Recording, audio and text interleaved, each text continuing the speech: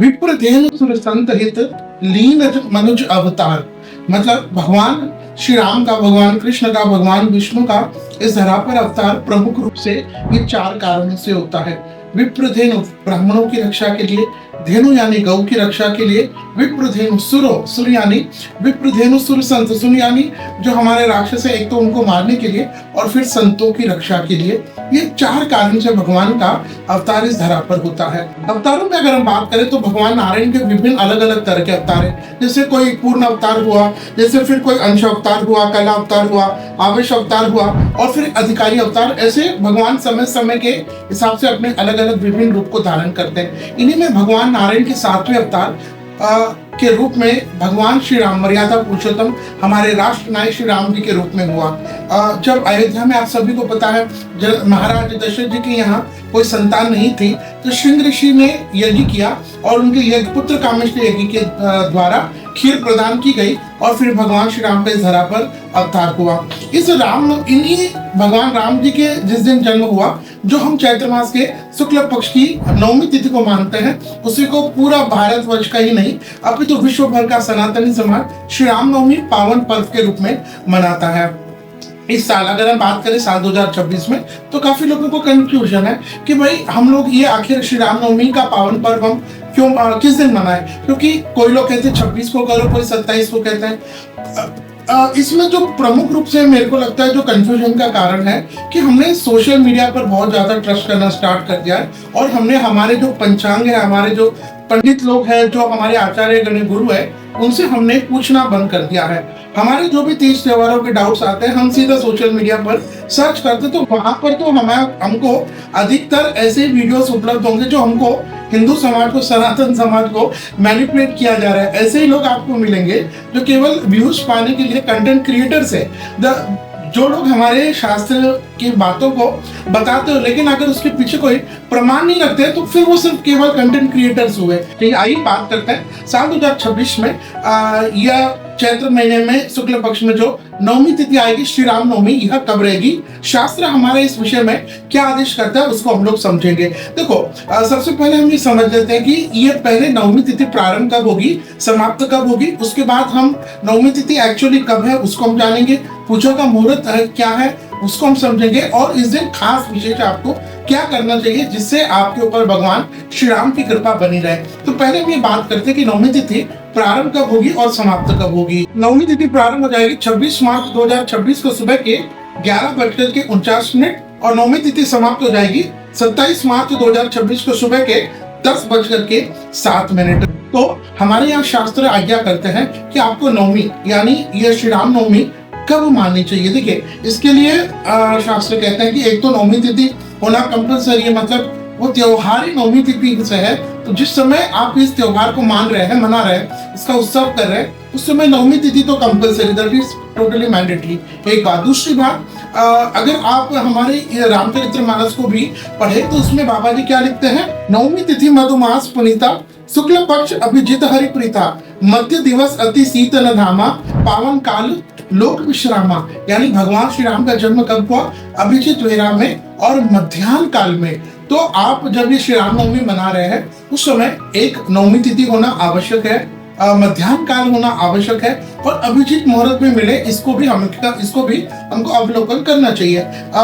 अगर ये सारे योग हम देखें तो ये हमको कब प्राप्त हो रहे हैं, ये सारे योग हमको 26 तारीख को प्राप्त हो रहे हैं। क्योंकि अगर हम देखें तो 27 तारीख को तो ये नवमी तिथि सुबह सुबह ही समाप्त हो जाएगी 10 के बाद, तो अभिजीत मुहूर्त वहां मिलेगा नहीं। मध्याह्न काल तो बिल्कुल भी नहीं है, तो मध्याह्न काल, अभिजीत मुहूर्त और ये नवमी तिथि का, ये तीनों का संयोजन जिस समय होता है उस दिन हमें श्री राम नवमी मनानी चाहिए। तो इन सब ये इवन हमारे निर्णय सिंधु, धर्म सिंधु, पुरुषार्थ चिंतामणि और भारत के जितने ही हमें ज्ञान देने वाले जितने पंचांग है, इन सारे में यही 26 तारीख को ही लिखा हुआ है। तो आइए जानते साल 2026 में ये श्री राम नवमी का पावन पर्व कब रहेगा और इस समय अगर आपको पूजा करना है उसके लिए शुभ मुहूर्त क्या रहेगा।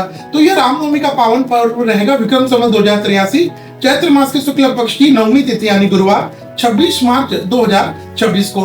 इस दिन मध्याह्न पूजन सुबह के 11:09 से दोपहर के 1:35 के बीच में आपको करना चाहिए। इस दिन सुबह आप जल्दी उठ करके भगवान भास्कर सूर्य भगवान, क्योंकि इन्हीं के वंश में भगवान राम जी का जन्म हुआ है, तो इस दिन तो आपको कंपलसरी सूर्य भगवान की उपासना करनी चाहिए। भगवान भास्कर सूर्य भगवान को जल दे और उसके बाद अपने घर में भगवान श्री राम जी का जो चित्र है, फोटो है, उसके सामने आप उनको प्रणाम करें, उनको साफ आदि कर करके उनको वस्त्र अर्पण करें, माला पहनाएं और घी का दीपक उनके सामने लगाएं और उनके सामने बैठ करके पुष्प, सुपारी है, जल है, कुछ दक्षिणा हाथ में लेकर के मेरा ये नाम, मेरा ये गोत्र, मेरे पिता या पति का ये नाम है और मैं आज श्री राम जी की प्रसन्नता के लिए ये व्रत, रामनवमी का पावन व्रत मैं करूंगा, ये करूंगी, ऐसे संकल्प लेना। देखिए, हम जो भी व्रत करते हैं उसका संकल्प आवश्यक होता है, तो राम जी के सामने बैठ करके आप ये संकल्प लेके मैं व्रत करूंगा, करूंगी। इसके बाद भगवान श्री राम जी के प्रिय स्तोत्रों में से एक मैं हाईली रिकमेंड करूंगा कि आप इस दिन कम से कम